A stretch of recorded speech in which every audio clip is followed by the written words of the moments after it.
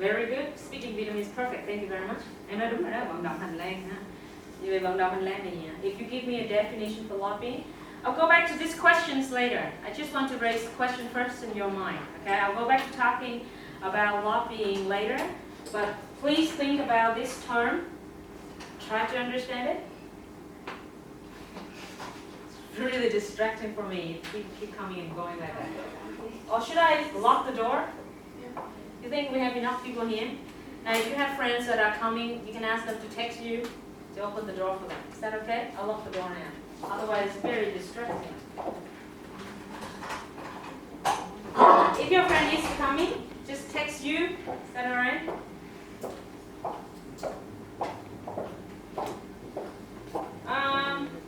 Okay. I was at explaining lobbying, but I promise you that we'll go back to lobbying later. But keep in mind that in the book, it explained one of the political actions of trade union, that is lobbying, very, very well. Okay?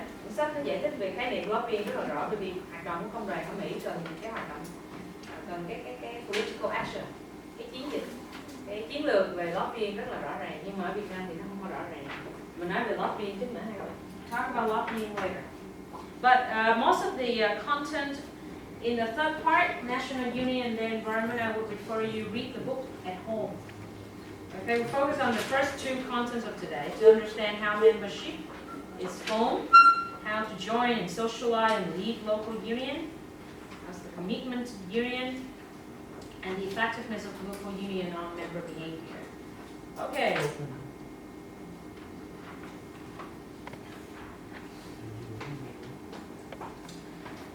Now this is what's happening in the USA, but it's not very different from that in Vietnam. Unions will usually have to negotiate to make sure that in the collective agreement there is a clause or an article says that unions are allowed to establish here in the company or in the enterprise. And unions always try to have that. That's the reason why the VGCL target at 10 million people in 2018, right? Công đoàn thì lúc nào cũng muốn phải có được thành lập được như vậy. Được nhiều thành viên hết, càng nhiều thành viên càng tốt, càng nhiều công đoàn viên càng tốt, càng nhiều công đoàn cơ sở càng tốt. Cho nên là thường union sẽ cố gắng làm sao để mà thương lượng cho được đối với lại một cơ quan, một đơn vị, một tổ chức phải có được unions. Giống như ở Mỹ, ở đâu thì nó cũng như vậy hết. Unions usually negotiate union security clause. Now, what do you mean by union security? Means that make sure the operations of unions are maintained and secure, and is legally allowed to operate in an enterprise or an organization. And only unions want that. Only unions want themselves to be legally accepted and perform their job and the task and protect the employees' benefits and interests. Okay? So normally, in order for the trade union to operate, they need, yeah, you are very direct and straightforward, they need a fund, right? Exactly, but they need money, they need a fund. And so how that fund is formed or established, we talked about last week already. Anyone here can help the class to remember how is the union fund established? Yeah, it comes from the employees and the company. How is that mechanism? Can you explain a little bit more?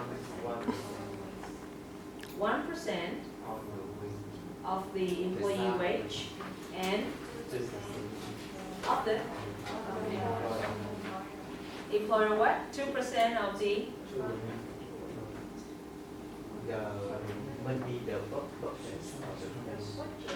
budget for what? Oh, the budget?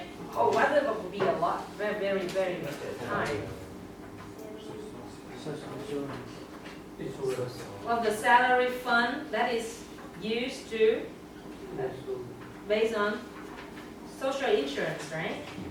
Social insurance salary fund, quỹ lương mà để đóng social insurance, bảo hiểm xã hội, tức là 2% quy lương đóng bảo hiểm xã hội của công ty phải đóng góp vào trong quỹ hoạt động công đoàn, đúng không? Fund, union fund, very good, excellent answers. And 1% is contributed by the employee. 1% is 1% based on the wage of the employee. The locking is still not effective because people keep making noises for us. Okay, so we're going back here. In America, in the United States, they call it an agency fee. When you join a trade union, 1% in Vietnam, it is 1% of your salary is contributed to the trade union fund. In the United States, they call it agency fee. Okay? We can also call it here in Vietnam, this agency fee. So we're paying a fee to make sure an agency is representing for us. And that is the trade union. That agency is the trade union to represent for us, stand for us, protecting our voice, protecting our interests, protecting our benefits. So that is what you have to do as an employee joining the union. Now, in Vietnam and also in the United States, one thing in common that we share with the USA is that employees are not required to join the trade union. It's not mandatory, okay? You can choose. And it's obvious that you can choose to be a member or not.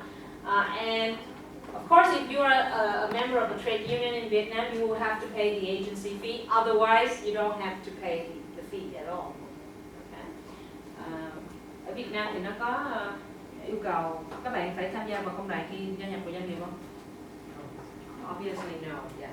And of course, you understand.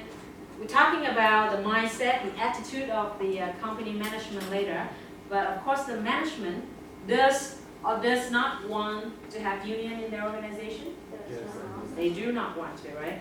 The management don't want to have union in organization. So of course, they do not support employees to join union or to pay agency fee at all. If you search in Google, there are a lot of legal firms receiving the questions from enterprises saying that, do we have to establish a trade union here in our organization?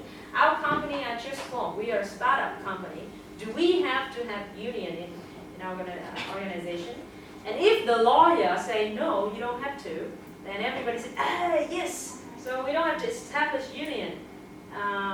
And of course, they're looking forward to that answer, right? Họ đều mong đối với enterprise, họ đều mong là phải có được trả lời được các luật sư tư vấn là gì? Không cần phải thành lập công đoàn. Enterprise, đặc biệt là những công ty mới thành lập, các doanh nghiệp mới thành lập thì muốn là gì? Câu trả lời là no, you don't have to establish a trade union. Is that right? But the law is different in another way. So employees can choose, but employers may not choose. Okay, according to the law. Establish it later. We explore that later. Now, let's talk about how people join the organization of union. Oh, sorry. Okay. Now, we'll explore the motivations of people who want to join union. Here, you can join a union because you're looking at how strong or how effective that the trade unions are operating, are working on the goal. So you follow the union movement because you think that you believe that they can protect you. So believing is the very first motivation, okay? Belief. So if you join an organization and you look at the president or the chairman of the trade union in the organization, and he is a very powerful man, would you want to join the trade union? I put the questions again. If you join an organization as an employee, and you notice that the president or the chairman of the trade union in this organization is very powerful, very strong, would you think about joining the union? Yes, of course. You understand? If you look at the president and the chairman, I put a different question here. The chairman or the president of the trade union is a guy who, doesn't want to protect his opinion, always obey or always follow direction from the management. Do you think you want to join the union? No, I don't think so. So you see, what motivates people to join the union here, right? It has to be on their belief in the power and the strength of the union in their organization. How effective the trade union will be. And the second is their satisfaction with the union as well. If you ask people around you who have already joined the union, okay, they say, oh, I'm quite happy with the union, especially with the union leaders because they protect us very well. They raise their voice, they have the power, and the management cannot fire them because they are important people in the organization. So I'm pretty satisfied with what the unions are offering to me. Every year, my benefits are getting better and better. So I believe in the trade union. I'm satisfied with the union. And if people keep telling you so, I would say, let's say 80% of people in your organization tell you that they want to join the union. Would you want to join as well? Yes. So a lot of motivation will come from